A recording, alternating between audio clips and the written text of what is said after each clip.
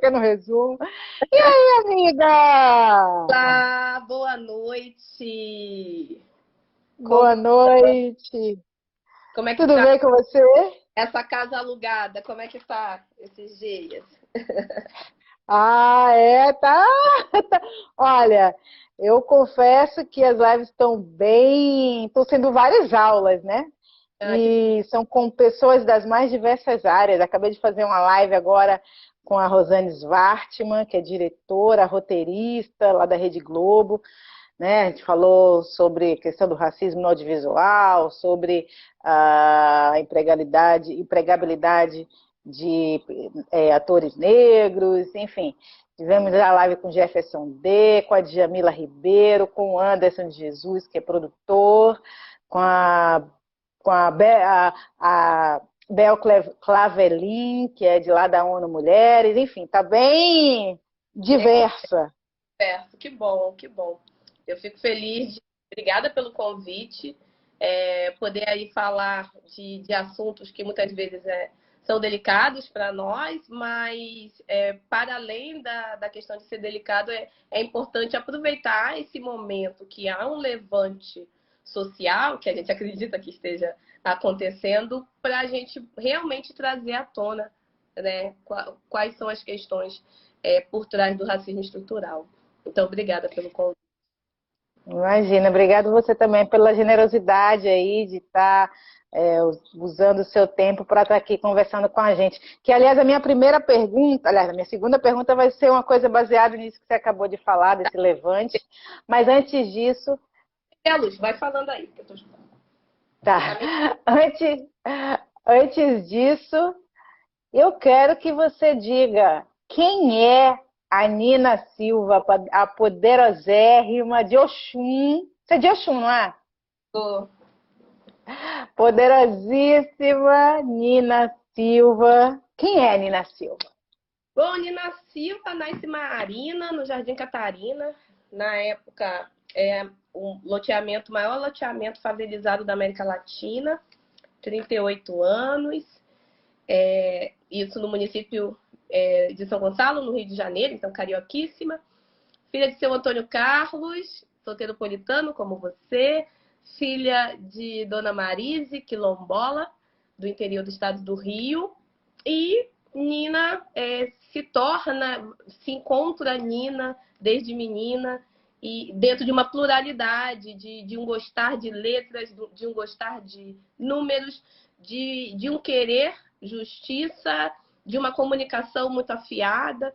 Então, eu sempre fui uma criança muito plural e que se destacava nos espaços, né? Então, eu tive muitas bolsas de estudo, consegui estudar, ter a vantagem social de estudar numa escola particular, que fez. Hoje eu sei que fez toda a diferença na minha educação. Né? Atuo na área de tecnologia há 20 anos, comecei aos 18, quando fiz faculdade, e desde então só parei quando eu tive um burnout em 2013, né? Quando eu larguei tudo, fui me dedicar, morar nos Estados Unidos para me dedicar à literatura, que é uma das coisas também que me envolve, que me comove e que me move. Mas voltei, abri um salão de beleza, quebrei e voltei para as organizações, né, para as grandes multinacionais, procurando o meu lugar, procurando por que eu não me sentia pertencente nesses espaços. Foi daí que em 2017 voltei a escrever, comecei a dar palestra, mentoria, e entendi que eu precisava usar da minha experiência para levar outras pessoas negras para esses lugares, que eu não me via enquanto pessoa negra nos meus pares, eu não me via enquanto mulher nos cargos de liderança que eu ocupava, e eu fico, mas tem alguma coisa errada e eu preciso trabalhar com isso e mudar isso, né? E em 2017 a gente montar o movimento Black Money, que é um movimento, né, uma instituição com várias frentes de trabalho para a alavancagem da população negra no Brasil e no mundo. E daí a gente pode falar com mais detalhes depois. Mas a Isso Nina eu com certeza vou perguntar. Sim, mas finaliza, te cortei, desculpa. Não, mas aí nós trabalhamos, né, com várias áreas, mas principalmente visando a autonomia da população negra por conta principalmente de um histórico e de uma conjuntura estrutural que não favorece mais a espera de que sejamos inseridos e que tenhamos reparação histórica por tudo que aconteceu. Então, nós hoje conseguimos, né, ter algumas plataformas para poder amplificar as nossas vozes, conseguimos democratizar um pouco mais a questão da informação utilizando o digital, e a gente precisa fazer com que essas conexões que nós criamos, elas possam alavancar as pessoas para uma empregabilidade melhor, para a autonomia dos seus negócios, para a dignidade humana, e não para o que nós temos de números aí de exclusão social para o nosso povo. É a minha primeira pergunta. Isso que você resumiu muito, né? Você nem falou aí, né? Que você foi das as 20 mulheres, é isso? 20 mulheres mais influentes? Sim, eu posso. Então, em 2018 eu fui reconhecida pela uma instituição internacional chamada Most Influential People of African Descent, como uma das 100 afrodescendentes abaixo de 40 anos mais influentes do mundo no ano de 2018, chancelado pela ONU. 2019, considerada pela Forbes como uma das 20 mulheres mais poderosas do Brasil e pela UOL. Que chique, como... gente, ela é minha amiga, tá? Pela UOL como uma das 2019. Atualmente sou colunista do blog do Estadão, de pequenas e médias empresas, colunista da Forbes e colunista da MIT Sloan Review. É isso. Só isso. Então, a minha primeira pergunta, na verdade, vai ser uma provocação, porque ontem, na conversa que eu tive com a Bel Clavelin, que é da ONU Mulheres, né, uma ativista e tal, ela comentou que o que a gente está vivenciando já aconteceu em outros momentos no Brasil e que ela acredita que é uma onda, né, uma onda, e que o que a gente tem e que vai ter depois vai cair em algum momento, né? Tanto as questões, a gente falar tanto sobre o racismo. O que a gente tem que fazer é fazer com que essa onda dure mais tempo. Você falou a palavra levante. Uhum. Você já falou uma outra palavra. Aí eu quero te ouvir mais. O que é que você acha? Você acha que realmente isso vai ser algo que daqui a pouco, né, vai todo mundo esquecer que existe racismo no Brasil? Ou você acha que realmente agora a sociedade, uma parte da sociedade está entendendo que existe racismo no Brasil, que atitudes devem ser tomadas, atitudes antirracistas, enfim, o que você acha que a gente está vivendo e que vai ser o futuro? Então, o brasileiro ele tem muita mania de olhar para o exterior e achar o que é de fora bom, né? Então, quando eu digo levante, são essas mobilizações internacionais que, aparentemente, né, o Black Lives Matter não é um movimento de agora, é um movimento já de algum tempo e tem uma continuidade de trabalho. Eu acredito que a gente possa aprender com essas movimentações, nós, enquanto pessoas pretas, que conseguimos traçar um diálogo com uma camada X da população, né, com uma elite branca, com uma classe média branca, a gente consegue ter acesso a esses espaços. Então, nós, enquanto pessoas pretas, a gente hoje consegue desenhar estratégias para que esse levante ele tenha uma continuidade.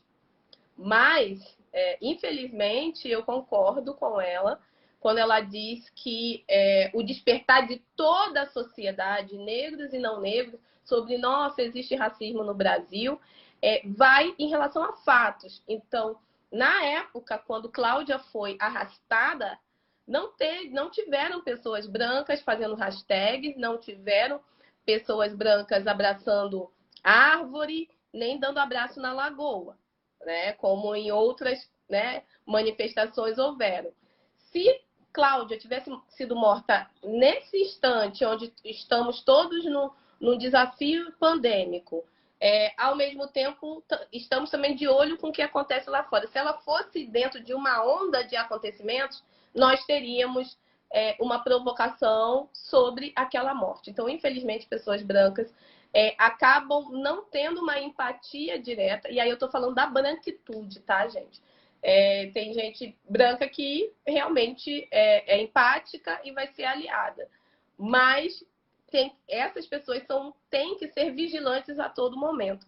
E protagonistas na hora de falar para outra pessoa branca sobre a questão de não ser, né, racista ou ser ativo na luta antirracista. Então, realmente, eu acredito que seja coisas que criem uma sensibilidade, uma empatia, principalmente nesse momento que as pessoas estão muito sensíveis, tá?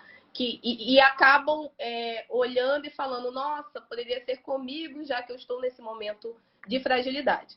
Só que daqui a 2 meses, 3 meses, a gente está vendo cada vez mais uma flexibilização. Se não é do Estado, é das próprias pessoas que estão flexibilizando e indo para as ruas, para de virar pauta. Só que para nós é importante esses acontecimentos porque é um momento que a gente cobra tanto propostas políticas para reparação e programas realmente estruturados para a elevação da população negra, quanto para a sociedade civil, instituições privadas que são mola propulsora desse racismo estrutural, são instrumentos desse racismo estrutural, cobrar destes que tanto falam que estamos lutando por justiça socioeconômica no mundo, queremos um mundo igual, todos somos iguais. Então, esse é um momento que a gente traz fatos, né? E contra fatos não há argumento, junto com todas as estatísticas que nós temos, e conseguimos sentar na mesa e falar. Conseguimos nos conectar com outras pessoas pretas e se organizar. Conseguimos olhar para tudo que acontece já no nosso ecossistema, que já acontece muita coisa, olhar para trás enquanto Sankofa, né? A gente beber da fonte, e você é uma pessoa que também, como eu, tem o privilégio de ter contato com os nossos mais velhos, pessoas que trilharam caminhos para nós e que ainda estão na luta. Como que a gente insere os ensinamentos, práticas dessas pessoas no nosso dia a dia e como a gente passa para essa geração, né? Dos 20 e poucos anos, 30, essa geração também que tem que ser ativo junto e não cada um separado como eram nas décadas anteriores. Havia movimentação no audiovisual, havia uma movimentação na academia, né, como costuma dizer, nos bancos universitários, havia movimentações dentro das empresas, movimentações solitárias, individuais, havia algumas movimentações no âmbito político, com Abdias, Lélia Gonzalez, com até Antonieta de Barros no início do século passado, tudo muito separado e nunca sendo, sabe, construído, tipo, eu tenho que beber da fonte de quem está criando saber na academia, que tem que estar trazendo cases que estão acontecendo dentro e fora das empresas, que tem que dialogar com quem tem seus próprios negócios, pessoas pretas que são desde nano até grandes empresários. Então, como que esse momento, que é um momento de transformação digital, é um momento que estamos conectados, não estamos isolados socialmente, estamos isolados fisicamente. Socialmente, a gente está conversando mais, a gente está se vendo mais. Como que a gente bebe das ações uns dos outros e aí sim fortalece esse levante para uma continuidade. É isso que eu acredito. Eu ia te perguntar uma coisa, mas eu vi aqui uma pergunta que eu acho interessante da gente fazer antes. A gente tem aí uma CEO, a única CEO negra no Brasil, né, que é a Rachel Maia, nesse país aí com 55,8% de pessoas negras, né, e pardas. Aí a Gisele Felizardo pergunta aqui, Nina, fora você consegue dar 3 nomes de mulheres negras em cargo de gerência ou diretoria? Bom, fora a minha pessoa, eu posso dizer a Jandaraci Araújo, que está como, né, à frente de uma secretaria no Estado. Eu posso dizer a Lisiane Lemos, que é gestora no Google. Posso dizer Viviane Elias, que trabalha na rede da Mil, né, como gestora da área de risco e compliance. E nós temos também a Maqueda, a Sheila da Maqueda, que é CEO do seu próprio negócio. Nós temos a Zica, que é a única empresa, a única pessoa preta na casa aí de um valuation talvez de bilhões, né, de chegar a centenas de milhões, né, do Beleza Natural. Tenho Tem mais mulheres, é porque vai me faltando. Tem Patrícia Santos, CEO e fundadora do Empregue Afro, né? Tem Nina Silva, CEO do movimento Black Money, do The Black Bank, da sua própria brand. E nós temos a Viviane Duarte no plano de menina, plano feminino. Então a gente vem aí, Monique Evelli, no Desabafo Social e outras empresas que ela tem.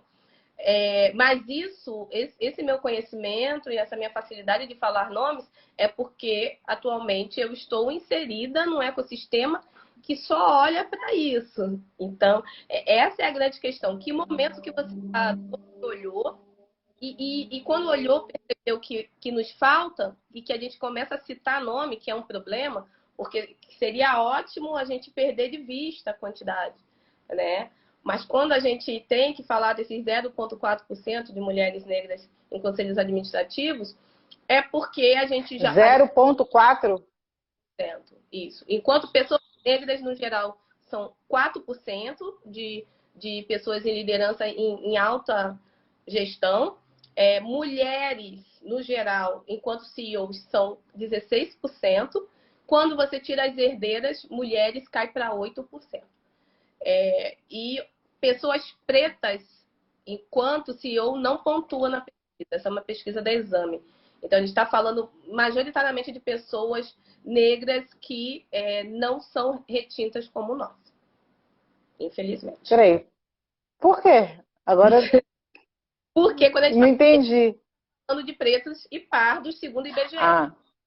E segundo Então, quando eu falo negros, 4%, negros, 0,4%, eu estou falando de pessoas não pretas, infelizmente. Porque não chega a virar um índice de tão pouco número que é. Entendi.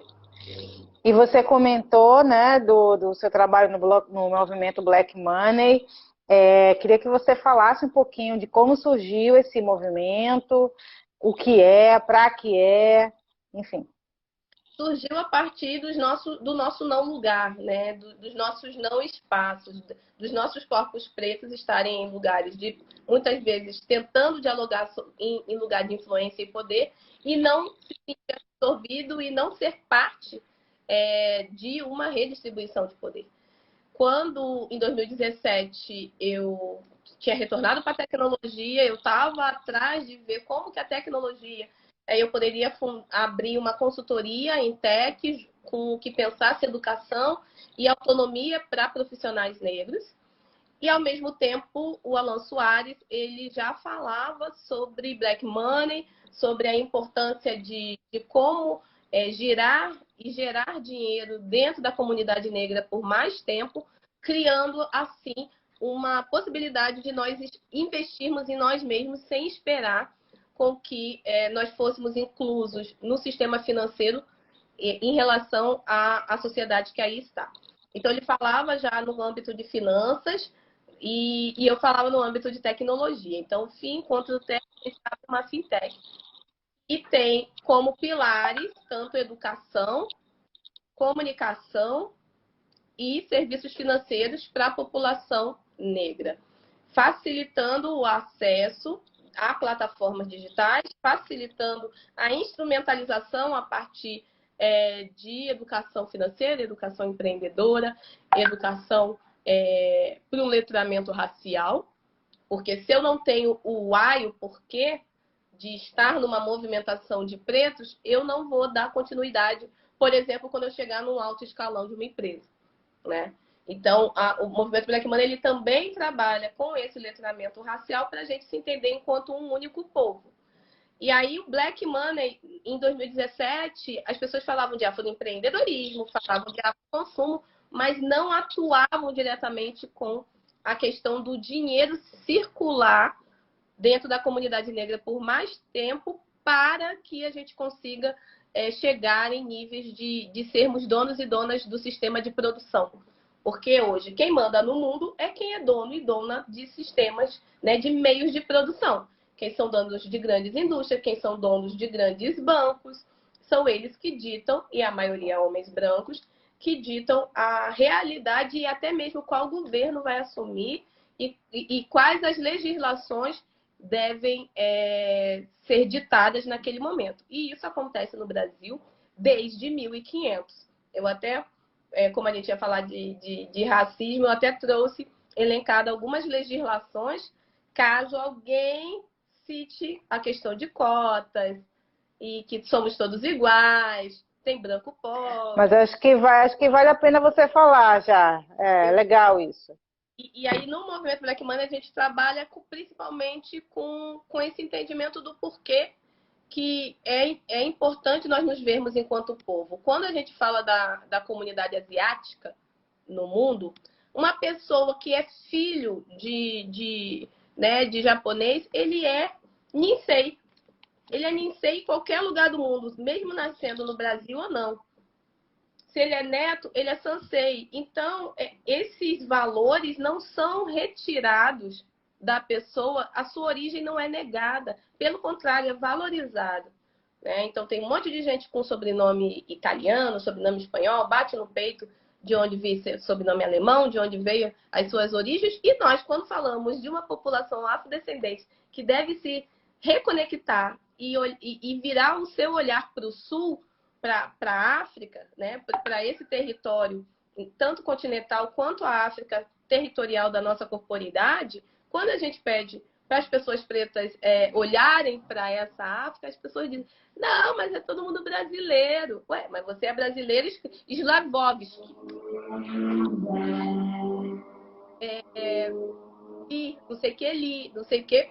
Então, esses sobrenomes, eles são colocados como um orgulho. Por que não nós, pessoas que somos descendentes de africanos, eu me considero africana, nascida na diáspora, não podemos falar dessa centralidade, dessa possibilidade de nos fortalecermos. E aí, quando a gente fala de Black Money, a gente não está falando de nada novo, né? Marcus Garvey fazia Black Money e fomentava Black Money com suas empresas transnacionais, transatlânticas, e isso no início do século XX. Madame C.D. Walker, como provavelmente você assistiu a série Self-Made, muitas das pessoas que aqui estão, foi a primeira mulher milionária dos Estados Unidos por conta própria, sem herdar. Pelo contrário, era filha de ex-escravizados. Então, por que nós não podemos... E ela gerou trabalho, empregabilidade, universidades, escolas para pessoas pretas, intencionalmente para pessoas pretas, assim como Marcus Garvey também o fez. Então, quando a gente fala nos dias de hoje, com todo o aparato de internet que nós temos, com toda a possibilidade de explorar nossos conteúdos, nossas experiências, as pessoas acham que não, a gente não tem que fazer. Mas, historicamente, a população asiática foi marginalizada e foi, né, com as bombas, teve um período histórico muito realmente de dizimação da sua população, e só se conseguiu ser as potências que hoje são, como China e Japão, por conta de um fortalecimento intracomunitário.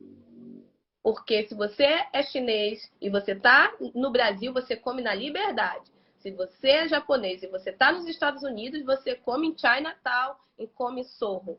Né? Então, como que a gente também pode fazer essa prática intencional, que é para além do consumo, é investimento, porque esse dinheiro vai fortalecer um empreendimento negro, quando eu tenho a intenção de comprar deste, e quando eu o fortaleço, ele tem a possibilidade de crescer, e crescer pensando em nós enquanto protagonistas, e ainda escalar seu negócio com empregabilidade para pessoas negras. Né? Mas falando desse histórico, do porquê nós precisamos ser intencionais, o mundo é intencional na maneira de estruturar as suas relações sociais. O racismo estrutural, ele é uma máquina que foi desenhada e de maneira sofisticada ela vem sendo implantada na nossa sociedade desde sempre. O racismo ele não diminuiu ao longo do tempo, ele se sofisticou. Então, quando as pessoas falam, mas Nina, nos Estados Unidos é de um jeito, no Brasil é de outro. Não, é porque lá a legislação era de um jeito, no Brasil a legislação era de outra maneira. Então, como lá a legislação ela era explícita nos lugares Pessoas de cor não podem beber nesse bebedouro. Pessoas de cor não podem entrar nesse recinto. Aqui não. Pessoas negras não conseguem beber naquele lugar ou adentrar aquele espaço, porque são espaços de pessoas elitizadas que precisam de um certo poder aquisitivo para estar ali. E quando você, pessoa negra, o tem, você é questionado o tempo todo do porquê o seu corpo negro está naquele ambiente. Você já deve ter passado por N situações como eu, né? Principalmente por ser uma referência na sua área e as pessoas não entenderem o porquê. Provavelmente devem perguntar, deve ter dado para algum diretor, né? Sem conhecer a sua trajetória enquanto dançarina, né? Bailarina, teatro, né? TV, sem entender que você é produtora, sem entender que você é roteirista, sem saber nada sobre a sua história, mas a partir das suas features, né? Do seu fenótipo. As pessoas ditam que aquela pessoa negra não é um lugar, não é um corpo humanizado, não é um corpo que tem capacidade para estar ali, mesmo porque nós criamos tantas barreiras para vocês não estarem aqui, vocês ainda estão. Que negócio é esse, né? Então, para refletir, né, nós temos uma legislação que ela... Gente, processo escravocrata era legislado no Brasil, então era, né, positivo e incentivado que você escravizasse pessoas que foram sequestradas, pessoas não vieram de livre e espontânea vontade, que foram sequestradas do outro lado do Oceano Atlântico e trazidas para cá. E você era incentivado a comprar pessoas. Entendam, comprar pessoas. Isso fingiu que acabou, porque a abolição é a primeira fake news no Brasil, fingiu que acabou em 1888, cerca de 132 anos atrás. Isso quer dizer uma geração e meia. Então, nós estamos falando de uma geração e meia, quase duas. É muito pouco tempo para uma máquina que agiu completamente dentro da legislação durante 300 e poucos anos, falando que era legítimo a minha avó, a sua avó, a nossa tataravó ser objeto para uma outra pessoa só por conta da nossa origem, da nossa cor de pele. E aí nós tivemos outras legislações, como em 1837, nós tivemos a primeira lei de educação que dizia que negros não podiam ir à escola.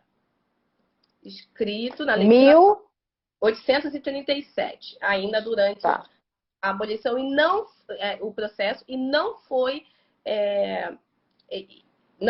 retificada do pós-abolição. Em 1850, a gente tem a lei das terras, que negros não podem ser proprietários de terras. Quando negros não podem ser proprietários de terras e as universidades eram habitadas intencionalmente por filhos de coronéis de fazenda, se você tem uma fazenda, o seu filho podia ir automaticamente para a universidade. Então, se eu tenho uma fazenda, meu filho pode ir para a universidade, passe livre, mas eu sou negro. Já é cota, né? Já era cota, né? A primeira cota no Brasil foi cota para branco. Cota do boi é o nome dessa lei e do sistema por trás dessa lei. 1871, lei do ventre livre. E aí todo mundo acha que bonito, né? Em 71 todo mundo nasce livre. Não. Em 71, essa criança nasce livre, mas sua mãe ainda está em processo de sendo escravizada. E aí, como que você separa uma criança de uma mãe? Olha aí, mais uma vez, o desmantelamento familiar de pessoas negras, que quando aqui chegaram, foram separadas pela sua língua. Se eu falasse a mesma língua que você, se eu fosse do mesmo grupo que você, nós íamos para fazendas separadas. Imagine que as fazendas, desde que pisaram neste lugar, foram separadas e tiveram os seus, toda a sua descendência apagada e toda a história que você sabe muito bem de queima depois de toda essa documentação. Em 1885, nós temos a lei do sexagenário, que diz, né, que as pessoas acima de 60 anos podem ser livres, mas você com 60 anos, depois de 60 anos de um processo escravo, primeiro que você não chegava à cidade. E quando chegava, para onde você vai? com 60 anos de idade. Você não serve mais para serviços domésticos, você não serve mais para lavoura. É lógico que eu não quero você como um peso que eu tenho que alimentar. 1888, abolição. A falsa abolição, porque o Brasil era o último país, né, nas Américas a ainda ter um processo escravocrata, e a Inglaterra, toda a Europa estava forçando a questão do livre comércio por conta da Revolução Industrial. Né? 1890, a lei dos vadios e capoeiras. Ou seja, se você é visto na rua jogando capoeira, ou se você é visto vagando pela rua, você é vadio, logo você pode ser encarcerado. Mas pense, 1888 a gente joga a população negra na rua. 1890 eu digo que quem está na rua é vadio e eu jogo para dentro das prisões. É o início da massificação do encarceramento do homem negro nesse momento. Né? 1968, a lei do boi, né? que aí legitima ainda mais essa questão do legislado, né? que era para filhos donos de terras conseguir vagas em escolas técnicas e universidades. Então, conectada com a lei de 1850. 1988, né, nasce a tal da Constituição, que é a primeira vez que se fala de algo de racialização de direitos. É a primeira vez que pessoas pretas, isso, 1988, a gente tem a tal 1888. Então, depois de 100 anos, que se começa a legislar, a falar de uma tal humanidade, de que somos todos iguais perante a lei. Né? E aí, quando a gente fala desse... A gente ainda tem os processos eleitorais, que a gente não podia votar. A gente tem o processo de uma libertação e de uma inclusão de gênero que não incluía mulheres negras. Então, enquanto mulheres brancas estavam querendo trabalhar, querendo votar, sem o marido ter que assinar por elas, mulheres negras ainda trabalhavam e precisavam trabalhar para manter as suas famílias, porque os seus companheiros e companheiras estavam encarcerados, estavam mortos, né? A cada 23 minutos um jovem negro morre. Então, o que a gente vê hoje de impacto desses percentuais de falta de pessoas negras nos espaços de poder, tanto na política, na última eleição nem 14% dos políticos eleitos eram negros, quando a gente não vê essas pessoas em conselhos administrativos, quando a gente não vê essas pessoas nos restaurantes, né, restaurantes que realmente de uma classe alta, é porque houve um processo histórico de fortalecimento dessa exclusão. E se não houver um processo histórico de reparação e construção de medidas intencionais racializadas, e não para a periferia, e não porque somos pobres e aí todo mundo... Não, a gente precisa ir para a periferia, precisa bem, mas precisamos de leis intencionais. E quando a gente tem a lei de cotas e a lei do 10.635, que vira 11.648 em 2011, essas leis não são respeitadas.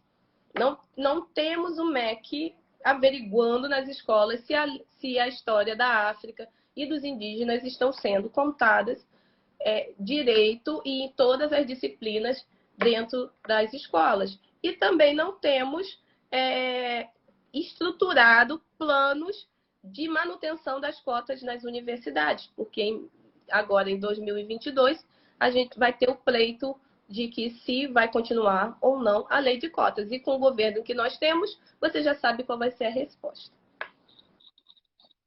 Uau!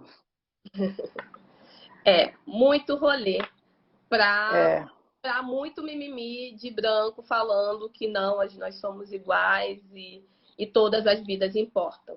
Se todas as vidas importassem, a gente estaria, né, utilizando o nosso tempo dentro das nossas artes, das nossas especialidades, né, e não precisaria estar aqui falando de tudo isso.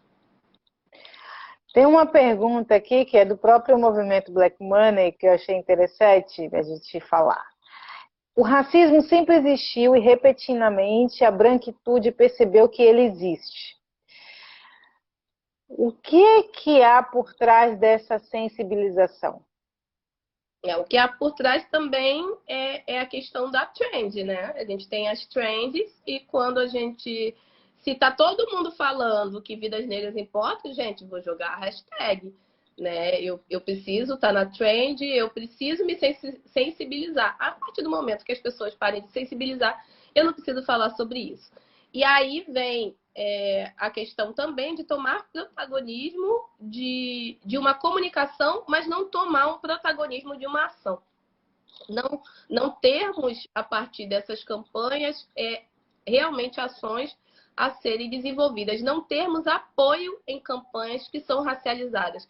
Não termos budget específico para a inclusão racial nas empresas, mas um budget, né, para todas as diversidades. Tratar primeiro de inclusão de mulheres e achar que a inclusão de pessoas negras não é a prioridade, esquecendo que nós somos 118 milhões de pessoas afrodescendentes no Brasil, o segundo país mais preto do mundo.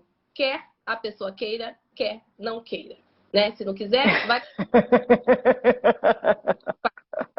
Mas o que nós disse é uma hipocrisia de uma eugenia, de um processo eugênico que sempre submeteu uma raça se colocando como superior a outra raça simplesmente para uma tentativa de expansão e de domínio de uma humanidade. E que é um processo hoje que está totalmente validado, totalmente eficaz e é reproduzido e sofisticado a todo momento. Então, a gente precisa que estruturas sejam realmente desenhadas, que comecem a pensar, tá, pessoas negras morrem, pessoas negras não estão em altos cargos de chefia, estão no subemprego durante a pandemia. Então, o que nós vamos fazer para mudar isso? O que a gente vai cobrar ao invés de bater panela para tirar um retardado que eu mesmo, de Higienópolis, do Leblon, coloquei no poder? Ao invés de eu bater panela, eu sentar a minha bunda na empresa que eu trabalho e discutir medidas para alavancar grupos que estejam trabalhando com população quilombola, grupos que estejam trabalhando igual a Educafro, que tem o pré-vestibular comunitário. Como que eu trabalho para tentar, a minha empresa que está na B3, na Bolsa de Valores, como que eu consigo fazer um comitê para avaliar qual a inserção de pessoas negras dentro dessas empresas que estão lá com seus papéis na B3? Qual a possibilidade da gente tentar um fundo partidário para alavancar candidaturas de pessoas pretas? Então, esse momento não é o momento da hashtag, é o momento da caneta propositiva e essas pessoas brancas que têm acesso a poder colocarem na pauta e chamar quem vivencia e quem tem trabalho de continuidade, porque a gente não está aqui falando disso, não tem 10 anos. Tem muito mais de 10 anos. Muito menos 4, 5 semanas. Né? Então, como que chama essas pessoas que estão na centralidade do poder para a população preta? E sim, olha para fora, vê benchmark de como foi o processo de cotas nos Estados Unidos, por exemplo, né? Como que pessoas brancas vão para o fronte e fazem um cordão de isolamento para pessoas negras não ficarem de peito aberto perante a polícia. As pessoas acham, não, mas a polícia dos Estados Unidos é muito mais violenta, só se for pessoa branca. Porque em 2019, policiais brasileiros mataram 17 vezes mais pessoas negras do que os policiais norte-americanos. Então, que momento que vamos sair dessa tela com medidas, com propostas conectadas com quem já está em ação e aí sim servirmos de plataforma para a amplificação desses trabalhos. No momento, não tem ninguém que esteja junto ao movimento Black Money, que trabalha a pauta racializada desde sempre. Não tem nenhuma empresa diretamente falando, calma aí, a gente vai pegar o trabalho de vocês e vai botar na mesa do Senado. Não tem ninguém que faça isso. Então, a gente tem que fazer por nós mesmos. Tem um comentário aqui que eu vou falar, porque eu também pensei também sobre isso. Nina, você seria ótima e também mulheres e homens pretos jovens, disputando, disputando cadeiras na Câmara de Vereadores já nessa eleição. Você nunca pensou em ir para a política?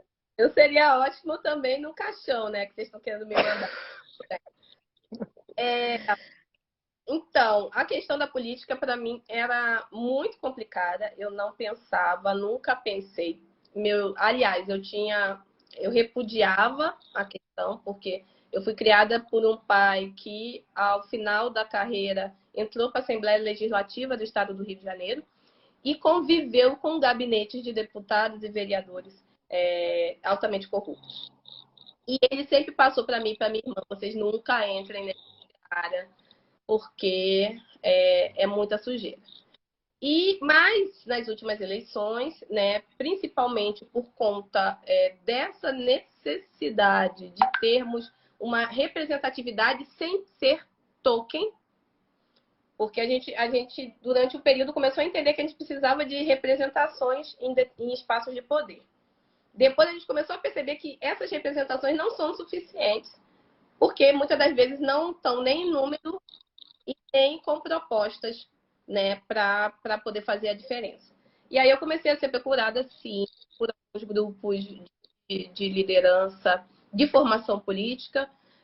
Me aproximei de uma escola de formação, dei aula nessa escola para a formação dos próximos candidatos que passaram por essa escola e falei como um líder tem que ser CEO também na esfera pública. Então, eu fui levar ensinamentos de CEOs, porque há uma trend de administradores públicos que sejam executivos, vide o Dória e o Trump. São pessoas que são carreiristas, né, em relação a serem empresários e de grande êxito nas suas empresas, e acabaram sendo bem vistos em relação aos banqueiros e donos de grandes empresas como possíveis executores também da estratégia no âmbito público. Então, eu venho dialogando nessa esfera de instrumentalizar outras pessoas para ocuparem esses espaços. E eu estou muito aberta a apoiar campanhas que realmente sejam de pessoas que tenham propostas, pessoas pretas, que tenham propostas para pessoas pretas e que criem uma independência de plataforma e não seja influenciada por partidos que a gente sabe que muitas das vezes utiliza da pauta racial para dizer que está falando do social. E na hora da implementação, a gente não vê o impacto na nossa comunidade. Então, para mim, hoje eu dialogo, tem alguns partidos que me procuram, eu não aceitei nenhuma proposta, mas eu aceito dialogar com quem está pensando enquanto coletivo. Então, como que a gente cria bancadas negras, como a bancada evangélica fez? Como que a gente cria e instrumentaliza lideranças negras? Porque pessoas pretas, para trabalhar no Estado, elas precisam de ação política. Elas não podem simplesmente, eu vou me candidatar porque eu falo bem e as pessoas gostam de mim.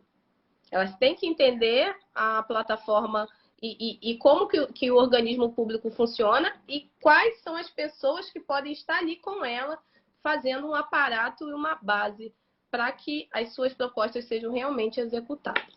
Então, ainda não tem candidata na próxima eleição, mas está aberta a diálogo com pessoas no plural, para que nós formemos líderes no plural, porque quando somos únicos, nós sabemos que a gente não consegue levar à frente. Vide Marielle.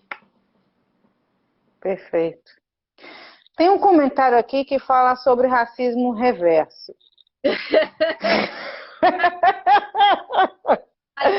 Nina!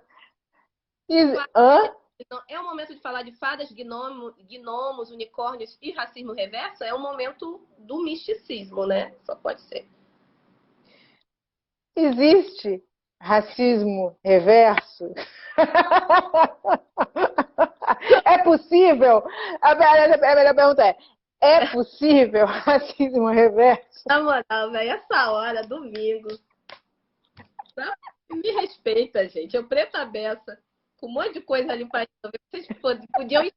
Nina tem 20 anos na dia, é mentora de pessoas negras, sabe? Tanta coisa para a Nina falar. Você quer falar de mundo da fantasia? Como que pessoas negras podem fazer, atuar num sistema de exclusão a partir da capacidade, limitação dessa capacidade de pessoas brancas.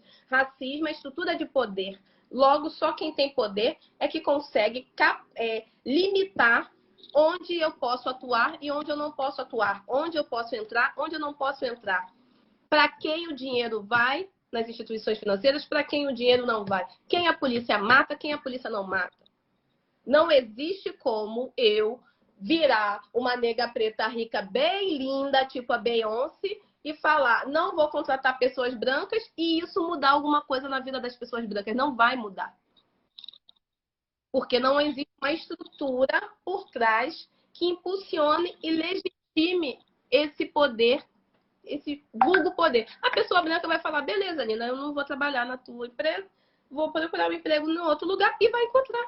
Então não existe racismo reverso. Sejamos mais, né? O negócio de utilizar a massa cefálica e tentar fazer umas perguntas mais coerentes.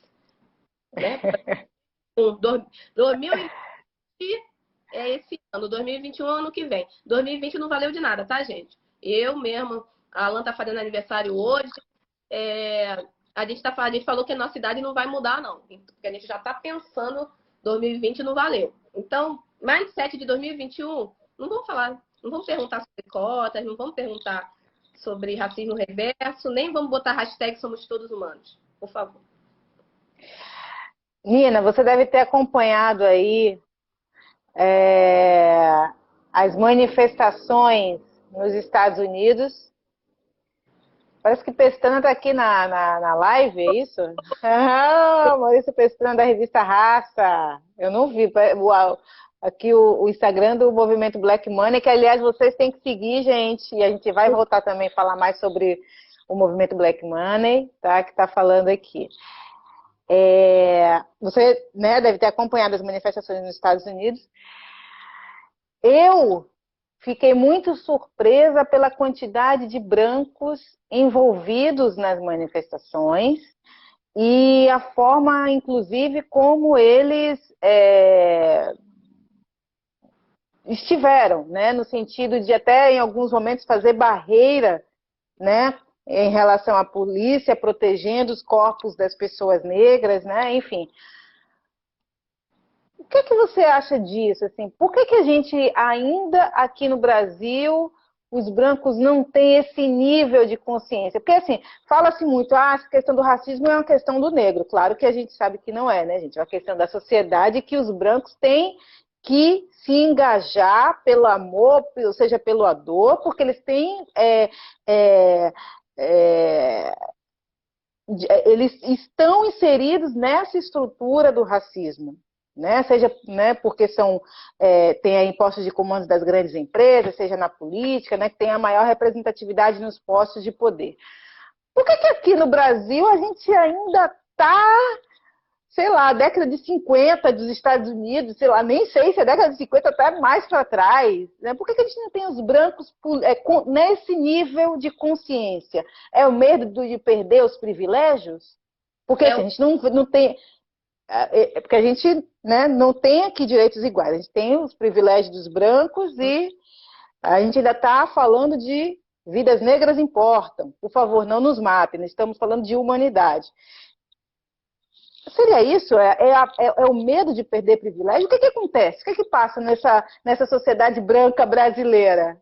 É porque tem cada sociedade, lembra que o racismo ele não é nem pior nem melhor nos lugares, tá? Ele só foi... Você não acha que aqui é pior? Não digo que aqui é pior. Eu digo que aqui é mais alucinante. Porque assim, o racismo é tão eficaz. Eu digo que o português ele é tão inteligente que até fazer com que a gente ache que ele seja burro, ele fez, né? Tipo, eu vou te enganar, vou te sequestrar, vou te zoar durante séculos e você ainda no final vai estar fazendo piada de português como se eu fosse burro, né? Então, quando fala dessas manifestações nos Estados Unidos, já há um processo amadurecido de discussão em relação às desigualdades raciais. É uma população que são de 13% da população. Não há um medo também social de que pessoas negras tomem o poder de uma maneira qual que pessoas brancas não consigam sanar determinados problemas em relação, perdas em relação a poder. Então, eles conseguem articular de maneira tal que quando o negro ascende, ele ascende junto com uma comunidade branca em diálogo. Então, você vê que quando um artista negro é alvejado de palmas, aclamado, ele é aclamado por todas as pessoas. Quando esse presidente ele é criado, um presidente negro, para assumir esse lugar, porque eles sabiam que era importante naquele momento ter esse lugar, tendo uma pessoa negra, esse presidente ele é feito desde lá de trás com aparatos, com subsídios de um partido branco e não um partido negro. Mas todas as vezes que houveram movimentações nos Estados Unidos, que foi visto que o status quo poderia ser realmente alterado, isso foi aniquilado. Como o movimento dos Panteras Negras, que falava de autonomia, como Malcolm X, que foi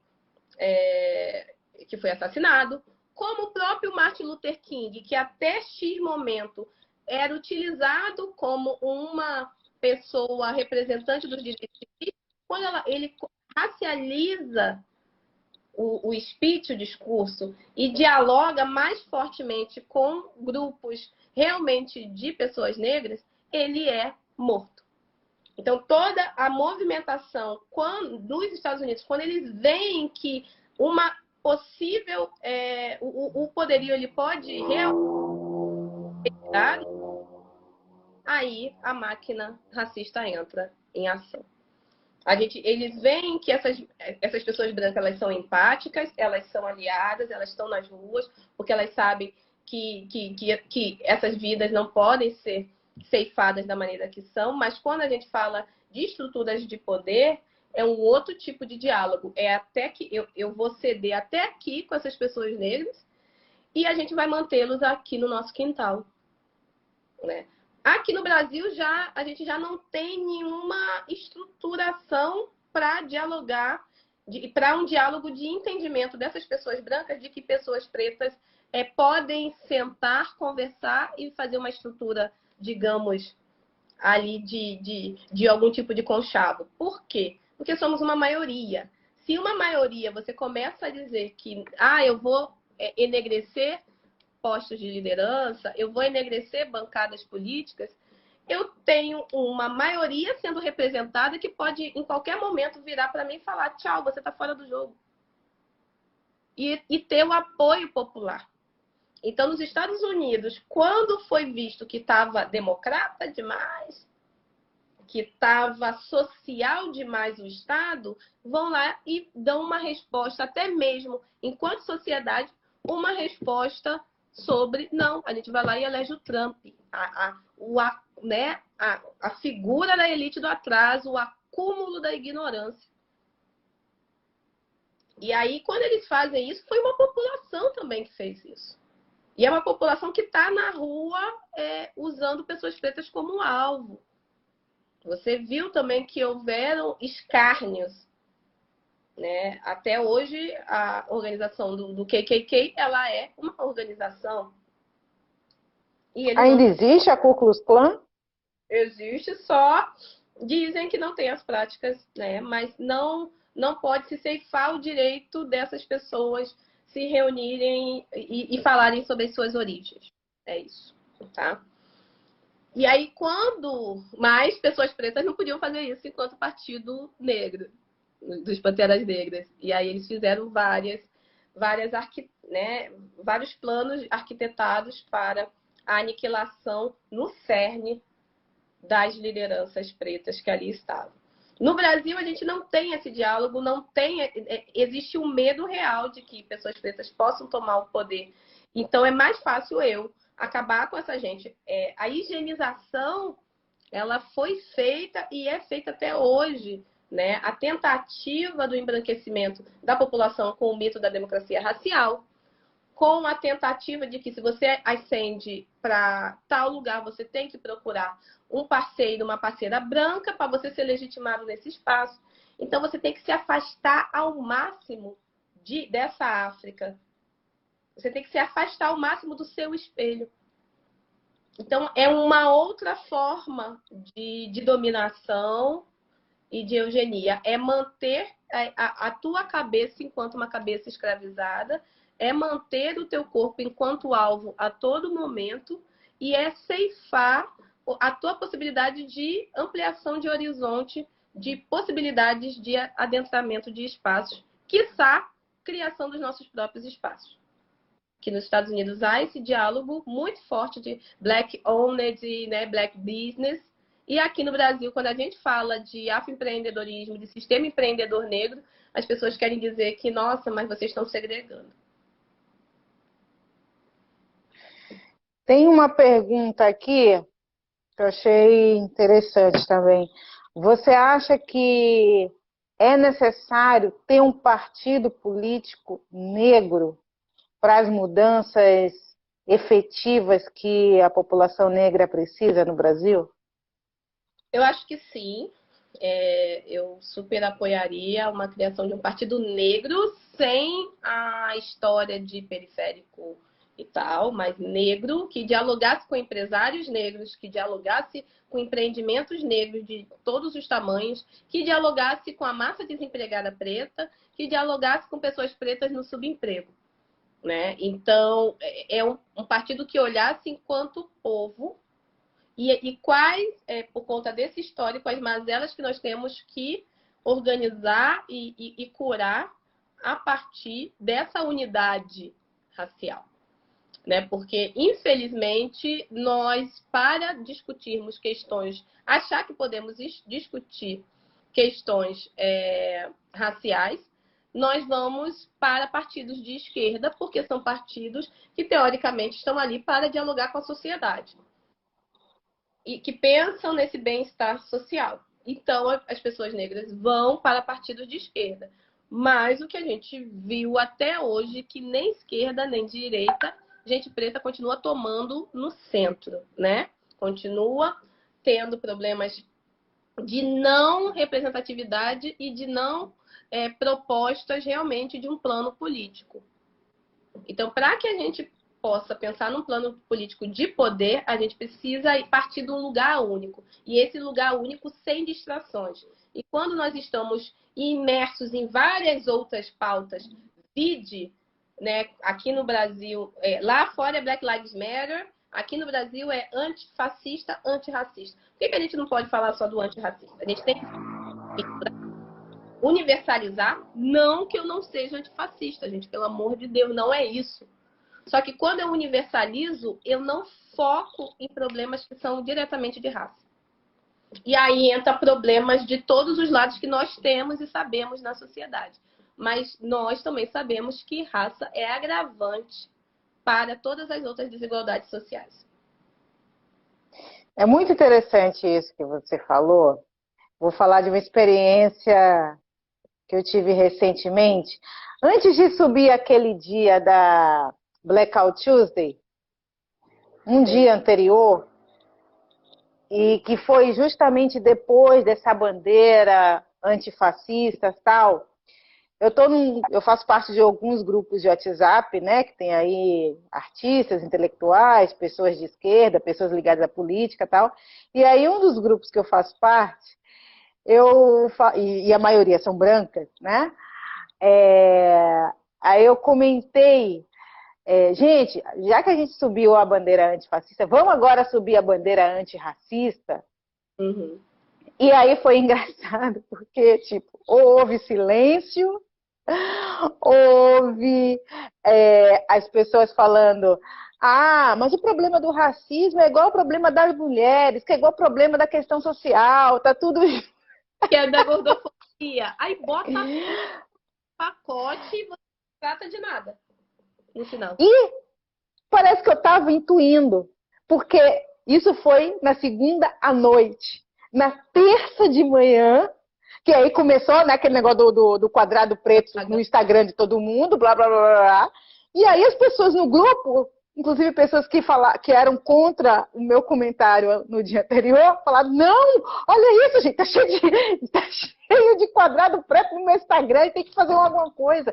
Maria Gal faz um vídeo, não sei o quê. E é... Não entendi. Oi? Né? Aquele momento, não entendi. Você dormiu de um dia para o outro e tomou o elixir da consciência, né? E é justamente isso, né? O quanto que... E aí tem um comentário que eu quero que você fale, linkando com isso que eu falei, né? Da Ana Cristina Ferreira, 73, que ela fala, infelizmente as pessoas ainda não sabem o que é ser racista e o quanto são racistas.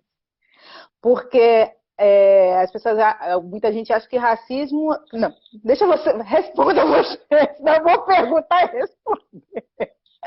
O que você acha disso? Tem uma pesquisa que diz, né, foi feita entre os brasileiros, que 90% dos brasileiros assumem que sim, existe racismo no Brasil e que 97% declaram que não são racistas. E aí você fica perguntando, tá, então tem alguma coisa que não está batendo. Né? Há uma normalização sobre e um entendimento que ser racista são as pessoas que proliferam palavras, escárnio, que só isso é visto como racismo, né? Quem chama de macaco, quem fala, não gosta de preto, quem é de uma que expõe o seu racismo. E não é verdade, né? Ter uma amiga preta não te faz menos racista. Comer na mesa com a pessoa tua diarista não te faz menos racista. Né? O que a gente precisa entender é que todo branco é racista. A diferença é que o que se faz com esse racismo. Você vai para o trabalho, guarda, maquia ele, finge que tu é o branco desconstruído do rolê, ou tu faz o mignon retardado e faz racismo recreativo durante as reuniões, ou você simplesmente não fala sobre o assunto e na hora do processo seletivo você continua limitando a entrada das pessoas a partir de qual faculdade que ela fez, qual intercâmbio que ela fez e se ela tem boa aparência. Então, entendam que o ser racista ele está inerente e não é a questão dos vieses inconscientes. Vamos parar, isso me dá um nervoso. São duas coisas que me dão náusea. A tal da síndrome de impostora, que dizem que toda mulher tem, isso me dá um nervoso. E outra coisa é o tal dos vieses inconscientes. Aí a pessoa é altamente racista no contexto e fala, mas foi mais inconsciente, foi algo que você era a faxineira, não a gestora do time, porque meu viés inconsciente está automaticamente a pensar nesse lugar. Não, você é racista, caralho. Né? Aquela mulher não chega em cargos de liderança porque ela tem uma síndrome de impostora, de se questionar sobre a sua maternidade. Ela questiona a sua maternidade porque você a todo momento está fazendo piadinha ou então está falando que ela não vai ter uma promoção porque ela pode engravidar a qualquer momento, como se mulheres engravidassem uma vez por ano. Então, assim, isso é misoginia. Não é que ela tenha síndrome da impostora e não galgou aquele espaço. Ela não teve caminho a ser trilhado para chegar naquele espaço. Então, não é tudo na síndrome da impostora porque eu acho que eu não sou capaz. Velho, eu sou capaz de lidar com a misoginia e o racismo, o sexismo, de maneira tal que a gente continua compartilhando os mesmos espaços, não tendo o mesmo poder de voz, como é que eu não vou suportar? Como é que eu não me acho capaz? Então, assim, a gente tem que dar nome aos bois, né? E entender que quando se fala segregar, teve retardado aqui que botou que a gente está segregando, separando, leia um artigo chamado Branquitude, que está na UOL, na Tab UOL. E digita assim no Google. Sabe esse negócio de ferramenta de busca? Deixa de preguiça. Racista ainda é preguiçoso, me dá um nervoso. Isso é ótimo. É um problema, uma preguiça, sabe? Que fica perguntando, Mas por que que é isso? Por que que não é aquilo? Ou então não consegue nem travar um processo neural cognitivo para entender os números e ver, cara, até que faz sentido o que que ela está falando. Né? Mas aí é que tá, Nina. Você acha mesmo que há essa preguiça ou essa ingenuidade, ou na realidade isso é só uma desculpa, né? Porque na realidade sabe o quanto que pode perder seus privilégios? Porque assim, direitos iguais significa que brancos vão perder privilégios. Uhum. Não, totalmente. E a preguiça da poltrona do privilégio quentinho, né? Então eu tô sentada aqui na minha cadeira quentinha do privilégio. Primeiro, não vou levantar nunca pra tu sentar, velho. Tá maluco? Não vou sentar aqui, ó. Tá, minha bundinha tá ótima, minha hemorroida tá bem cuidada. Tô bem aqui na cadeirinha do privilégio. Aí você quer que eu levante da cadeira e ainda seja atuante na luta antirracista? E não vai. Eu sentada aqui vou gerar umas hashtags, vou compartilhar umas coisas nos grupos, entendeu? Ou então vou fingir que sou afiliado do grupo de afinidade lá da empresa. E aí não vão poder falar que eu sou macho escroto, fascista, racista, etc. E tal. Então não tem. Realmente é um processo de manutenção de privilégio, porque sabe que quando a gente fala de equidade, a gente está falando de proposta e ação. Quando a gente está falando de igualdade, é deixar ver, né, como que as pessoas com oportunidades iguais, o que, que vai acontecer com elas. Não. Mesmo se nós tivermos oportunidades iguais de acesso, mesmo assim, a trajetória é diferente. Nós somos transpassados por diferenças históricas. Temos um legado histórico de familiar, de necessidade de apoiar a família, né? de morarmos longe do trabalho. Então, os R$ 1.000 da passagem para uma pessoa dá, para outra pessoa não dá, porque ela pega não sei quantas conduções, mas na hora de ser contratado falou que morava perto do trabalho para poder ser contratado, sabe? Nós temos várias e várias. Aquele VR, Vale Alimentação, ele serve para compra da família. Aliás, muitas vezes é o único dinheiro que tem para compra da família. E não para comer no fazano, e não para comer num restaurante uma vez por semana, na sexta-feira, com os colegas de trabalho. Então, não adianta pensar que é só dar acesso e dar oportunidades iguais que as pessoas pretas têm que se virar para chegarem na construção dos seus próprios espaços, que não é. Então, o que a gente faz é falar de equidade. Quais são os programas intencionais que nós podemos fazer para a nossa elevação? E intencionalidade só parte de quem sente a dor. É muito quem é empático à causa, infelizmente. Interessante você falar isso. Tem uma frase da Carolina Maria de Jesus, escritora negra, referência para gente, que fala exatamente isso. Isso ela escreveu o quê? Década de 50, 40, enfim. O Brasil deveria ser presidido por alguém que já passou fome. A fome também é professora. E a gente está vivendo exatamente isso hoje, né? Sim, estamos vivendo isso e estamos vivendo também um momento em que as pessoas precisam entender seu lugar na sociedade. Eu não posso simplesmente, em quarentena, isolada em casa, fisicamente, falar que eu estou no mesmo lugar de exposição que uma pessoa que está entregando delivery no Rappi. Não posso. O que eu tenho que fazer é trabalhar para que essa pessoa esteja num outro lugar, um lugar de empregabilidade, e não um lugar de subemprego. Né? Quando a gente fala de uma população que está sofrendo uma pandemia globalmente, nós estamos falando de como a pandemia ainda está impactando e trazendo à tona as desigualdades raciais que nós temos. Então, se 67% da população que usa o SUS é negra, se nós somos as pessoas que entregam os alimentos no delivery, que estamos nos caixas de supermercados, que estamos no balcão das farmácias, que estamos no primeiro atendimento dos hospitais. que estamos igual a Mirtes, trabalhando ainda na casa da Sinhá e tendo seu filho Miguel basicamente abandonado, negligenciado e morto. Somos nós essas pessoas que deveríamos estar em quarentena, que deveríamos estar tranquilos em casa, mas somos João Pedro, que foi morto em quarentena dentro de casa e ainda teve o seu corpo levado pela polícia sem nenhuma explicação para essa mãe. Então, como que nesse momento as pessoas vão...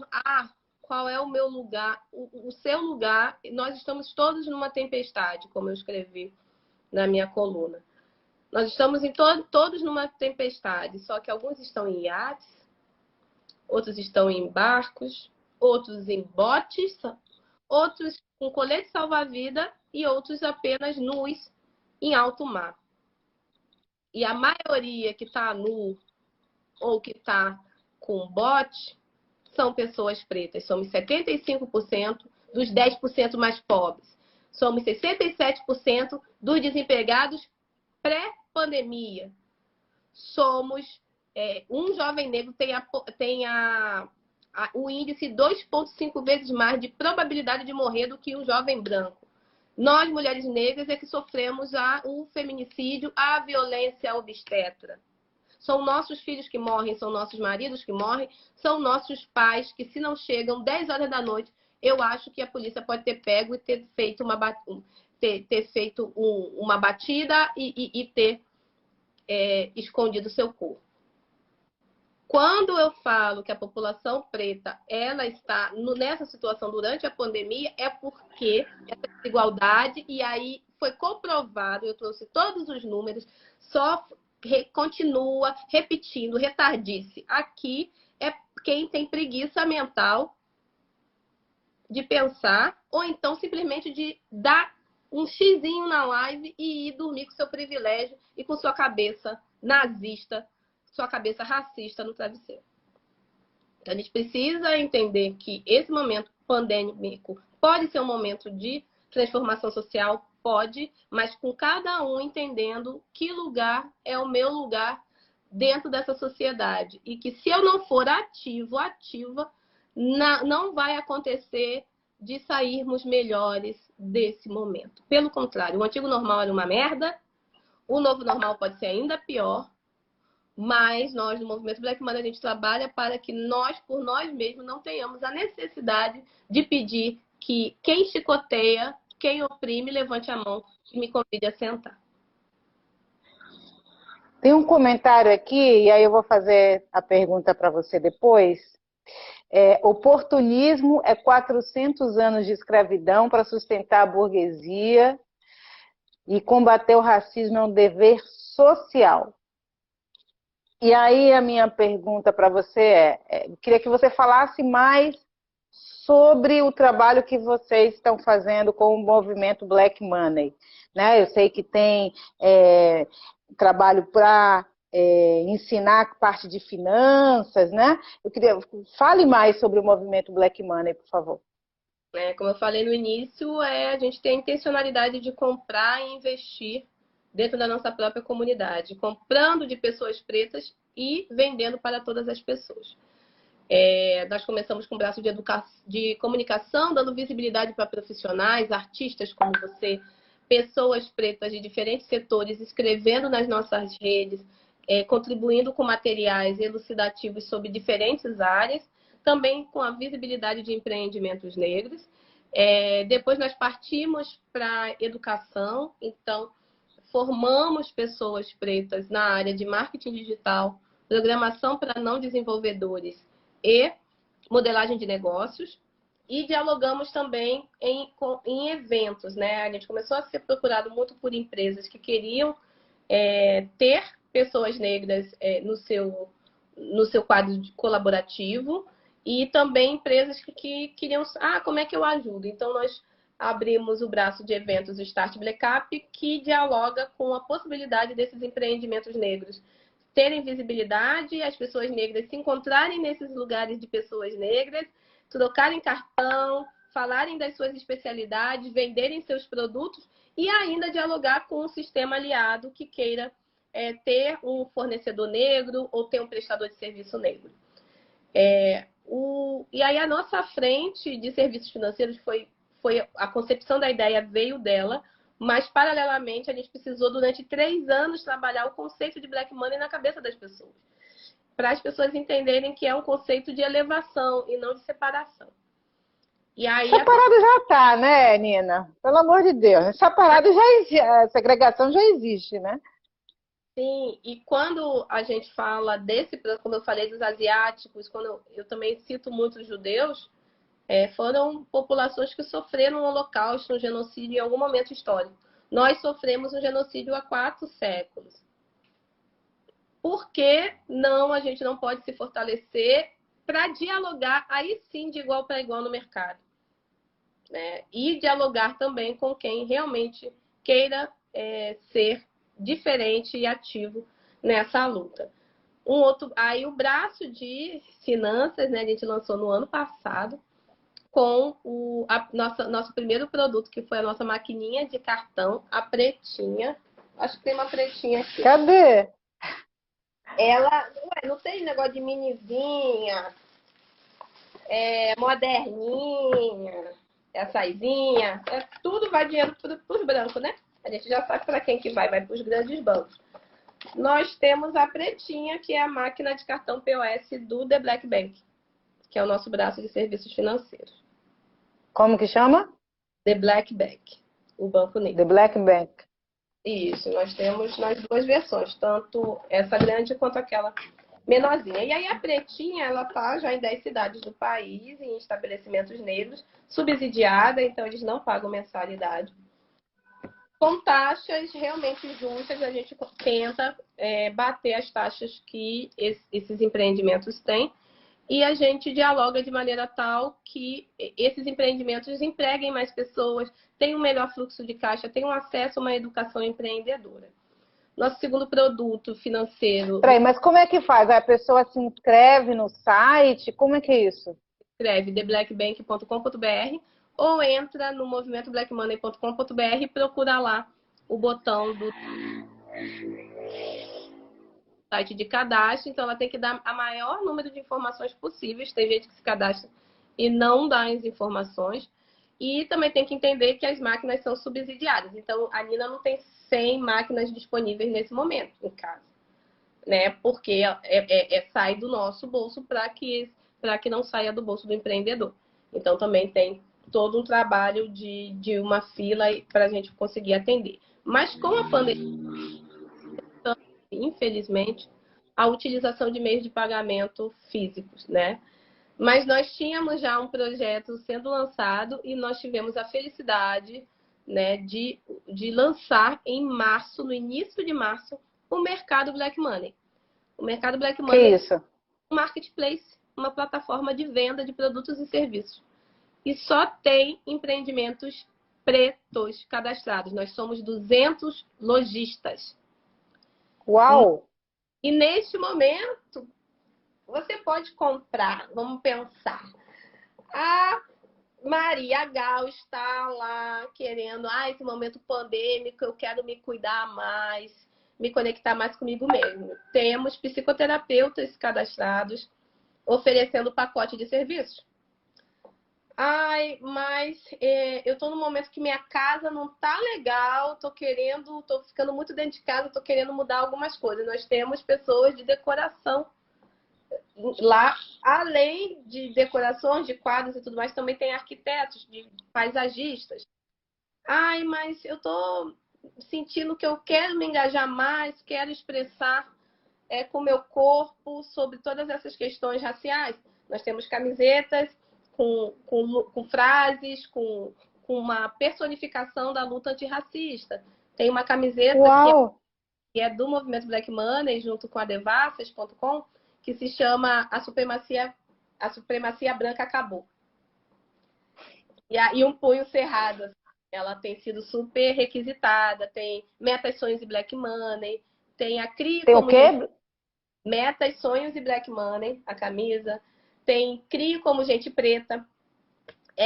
Mas também você pode, né, adquirir a caneca do Movimento Black Money.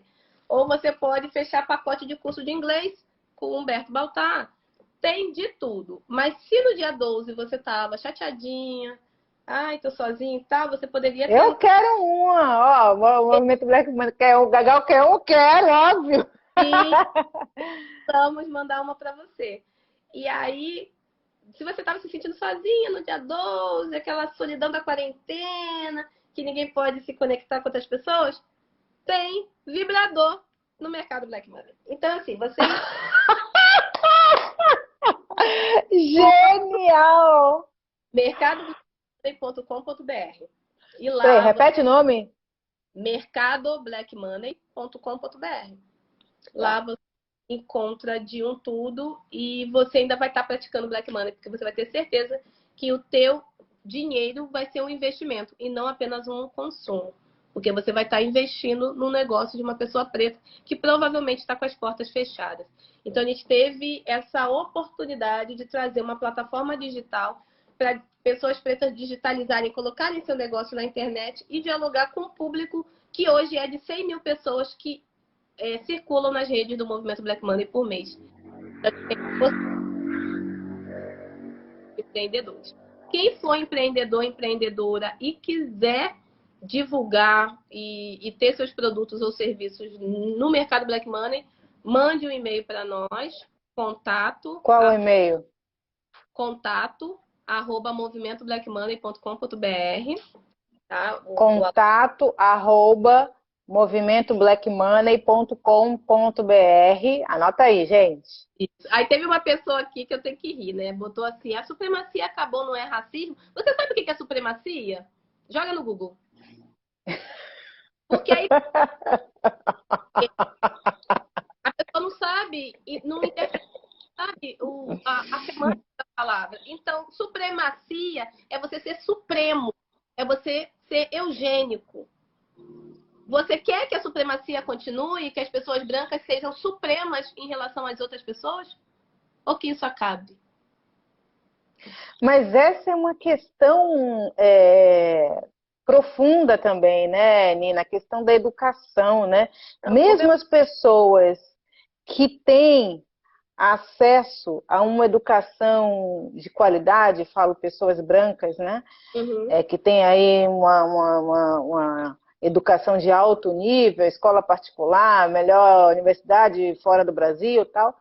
Mesmo elas têm uma ignorância e um nível de informação até sobre a nossa própria história e sobre a nossa própria história negra muito deficiente, né? Sim, com certeza. E quando a gente fala que as pessoas não realmente têm preguiça e está, né, desgastam e utilizam o nosso tempo que é tão precioso, que deveria ser utilizado com o nosso povo para poder realmente trazer possibilidades e criar pontes, a gente tem que ficar demandando porque a gente tem um déficit, mas muitas das vezes um déficit de abertura das pessoas para pensar sobre aquilo. Então as pessoas nem pensam, as pessoas se agarram a uma palavra. Aí outra coisa, gente, não gasta nosso tempo perguntando, é negro ou preto que eu falo? Tem vários na internet. Joga AD Júnior na internet, joga Catiúcia Ribeiro, joga Silvio de Almeida, né? Que aí você vai buscar informação. Quando você quer saber sobre um determinado tema, você não procura um livro para ler? Então, joga, tem um monte de livro, de live, aqui mesmo teve... Olha, você falou do Silvio Almeida. Simples assim. Então, tem quem já tem escrito e já escreveu para eternizar para você poder ler quantas vezes você quiser. Porque a gente tem pressa e aí a gente está muito mais lá na frente. E se é preto, se é negro, a gente continua fudido. Então, a gente precisa realmente trabalhar para que não tenhamos que gastar saliva falando sobre isso daqui a 100 anos, né?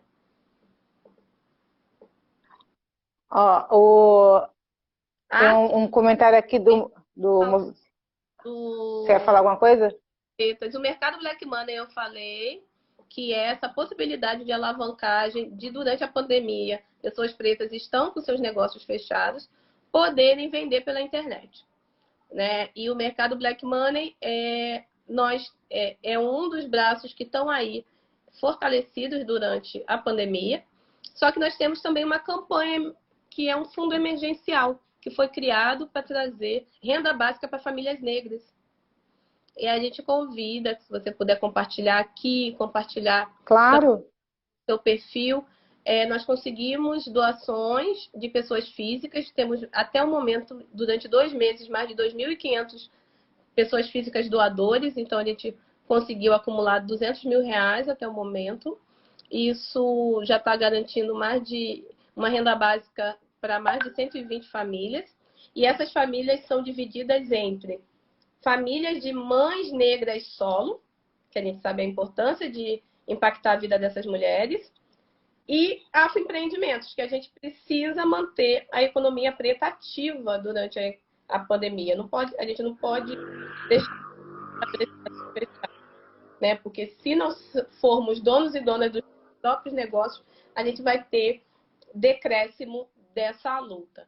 Então, impactando vidas pretas, está no Benfeitoria, né? Benfeitoria.com. Mas aí é isso que eu ia perguntar. Benfeitoria.com /impactando vidas pretas. As pessoas podem doar diretamente por lá. No meu Linktree, na minha página, também tem o link. No link da bio, também do Movimento Black Money, tem o link. As pessoas podem procurar. A gente também tem, neste momento, abertas inscrições para você receber o fundo emergencial. Então, as pessoas podem se inscrever. Se você tem um empreendimento que foi impactado, você é uma pessoa preta, tem um empreendimento que foi impactado pela pandemia, preencha o nosso cadastro, que nós entraremos em contato para ver a possibilidade. Já temos muita gente inscrita, mas a gente ainda está em diálogo aberto, principalmente com empresas. Porque não tem empresa aí botando 500 mil, 1 milhão, 10 milhões, né, em periferia, em projetos em relação à favela. Por que não pode também falar diretamente do mal que a gente está tratando nesse momento, que são as desigualdades raciais? Então, nós estamos abertos em diálogo com algumas empresas para conseguir esses aportes maiores, porque as pessoas físicas, né, não conseguem doar em números, mas conseguem doar em volume. E a gente tem a possibilidade aí de dialogar com as empresas privadas que queiram também ter recompensas. Então, a pessoa doa, mas a pessoa tem uma recompensa de volta. Por exemplo, pessoa física que doou R$1.000 tem mentoria de um dos fundadores do movimento Black Money, né, como recompensa. Se você é empresa e doa a partir de R$50 mil, você pode ter uma palestra da Nina, por exemplo. E aí vai aumentando os valores, também vai aumentando a contrapartida.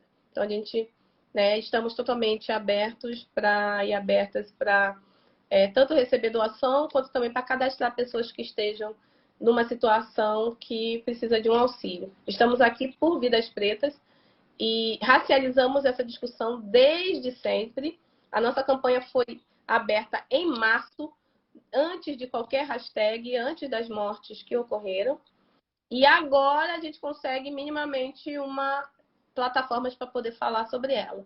Porque parece que todo mundo, né, se sensibilizou aí sobre a questão racial. A gente espera que isso se prolongue em relação à sensibilização e que a gente tenha cada vez mais possibilidade de impactar o maior número de vidas pretas possíveis. Rafael, olha só, eu te aconselho, tem no feed que eu coloquei aqui no Instagram da Bianca, uma palestra